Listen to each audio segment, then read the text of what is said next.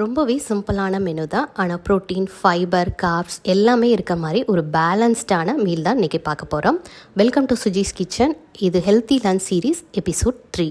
First நம்ம பார்க்க போகிறது கேரட் பீன்ஸ் பொரியல். ஃபஸ்ட்டு கேரட்டையும் பீன்ஸையும் குட்டி குட்டியாக கட் பண்ணிவிட்டு ஒரு கிண்ணத்தில் 2 டேபிள் ஸ்பூன் பாசிப்பருப்பு சேர்த்து கொஞ்சமாக தண்ணி ஊற்றி இது மாதிரி ஸ்டீம் பண்ணி தனியாக எடுத்து வச்சுக்கோங்க.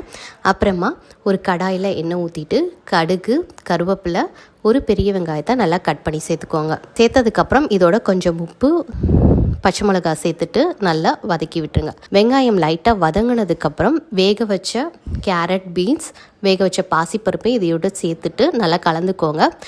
இதோட தேவையான அளவு உப்பு சேர்த்து நல்லா கலந்து விட்டுருங்க. நல்லா கலந்து விட்டதுக்கப்புறம் தண்ணியெல்லாம் நல்லா ட்ரை ஆனதுக்கப்புறம் கொஞ்சமாக தேங்காய் துருவல் சேர்த்து நல்லா கலந்து விட்டு இறக்குனீங்கன்னா சூப்பரான ரொம்ப டேஸ்டியான கேரட் பீன்ஸ் பொரியல் ரெடி. நெக்ஸ்ட்டு நம்ம பார்க்க போகிற டிஷ்ஷு பார்த்திங்கன்னா டேஸ்டியான வெண்டைக்காய் வறுவல்.